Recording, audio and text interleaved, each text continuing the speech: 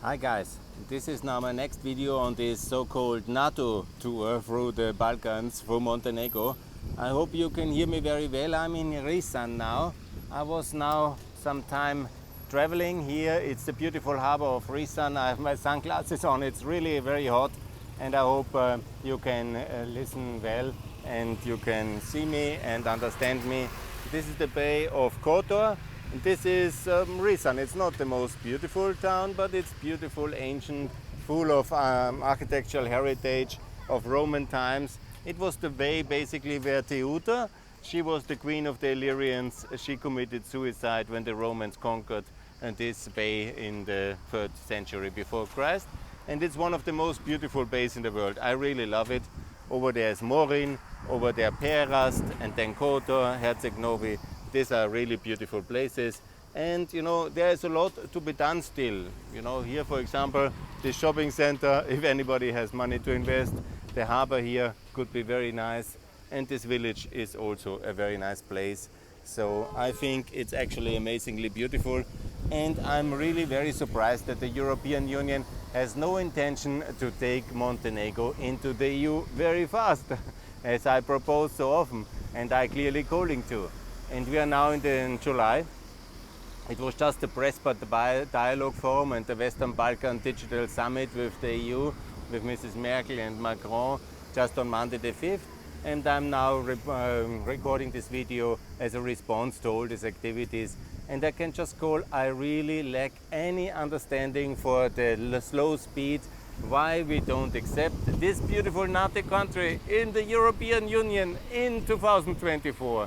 There's the euro here as currency. It's fully compliant with the idea of European foreign policy. In the sanction regime, it's completely coordinated in the trade regime. This is ready. Montenegro is absolutely ready. And by the way, I make this funny post on Twitter, which you can see, where I say, the EU hasn't deserved that, or this beautiful place is not ready for the EU. Yes, and in some ways it's not perfect. There is still some old buildings, there is still some renovations to be done. Over there this hotel needs an investor, here the shopping center. And this is just one of the places where really much needs to be done. Similar like in Poland, Bulgaria, Romania, the whole Eastern Europe, which was so devastated by communism and before World War II, and all this complicated transition.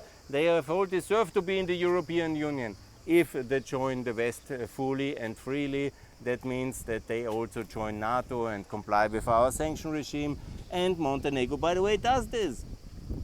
So my question again, why we reject this beautiful country? And the same is true. I will continue my travel now to Albania and then to Macedonia. And there's absolutely the same true. All these 3 countries can be in the European Union absolutely in 2024, and that's a good strategy. And also then Kosovo and Bosnia obviously to be also in NATO in 2024, and Serbia if it wants. Serbia is the real problem on the Balkans. It's not ready, and this is some really big issue. I have made now hundreds of videos about it, and I have also talked extensively about what needs to be done, but that's the real issue. And here's the price for peace we have to pay as Europeans, is the euro for Albania, Macedonia, Bosnia now, in order to make it possible for Serbia to also understand that this is the reward for peace. And so we are getting into some kind of more clarity, and also there must be political changes in Serbia where they are then pro-European, pro-NATO, and ready to adopt the euro and to recognize Kosovo, obviously. That's quite obvious now. So let me also make it very clear. In Prespa I was optimistic, and I saw all this forum, this was really amazing. But then I come here and I see how few progress really has been done by the Europeans. We are doing much too little on all aspects. And this really has to change. This is a country that is beautiful. It's people who are beautiful. It's not expensive. It's only 600,000. Sure, much has to be done. But this has to be done anyhow. And it's much easier inside the European Union. Obviously, you can say 1,000 things about the government crisis here and about corruption, and 1,000 other things you can also say, and I understand that.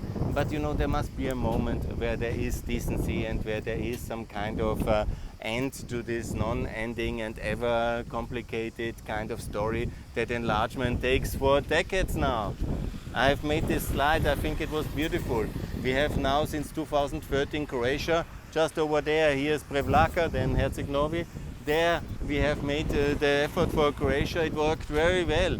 And then there was the Ukrainian war of the Russians, and not a single new country has joined. And we have made very little progress in real terms. Yeah?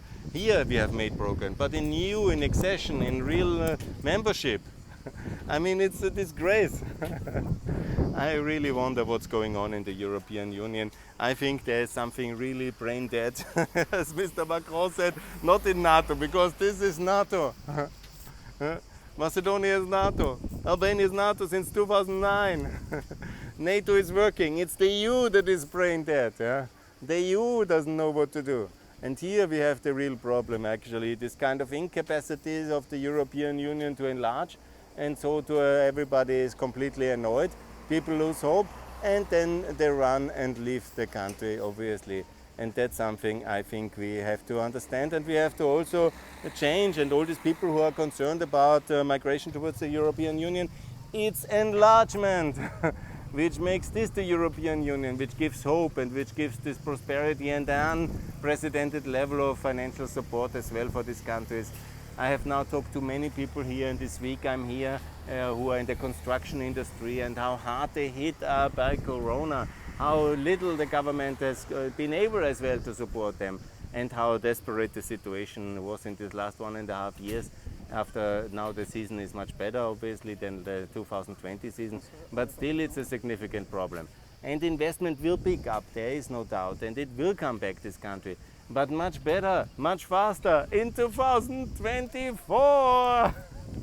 If anybody is listening, that's the timeline and nothing else.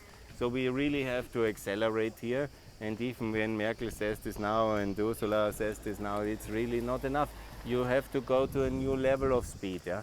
And the three countries, Albania, Montenegro and North Macedonia, are not expensive, are not complicated. All the big things are done. They really want to comply, and this is now the way to do it.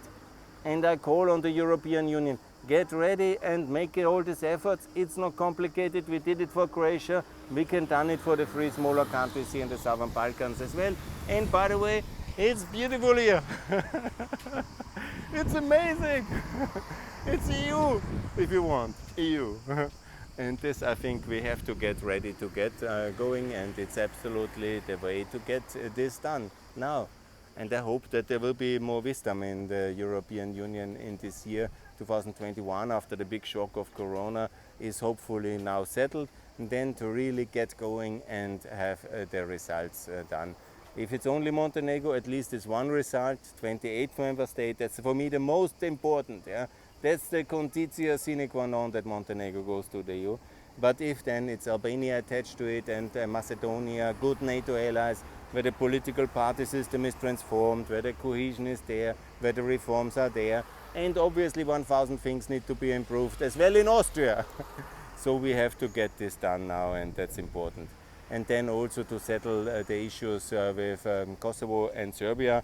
I made a specific podcast about the price for peace. It will be now soon online, and also follow my podcast on Pax Europiana.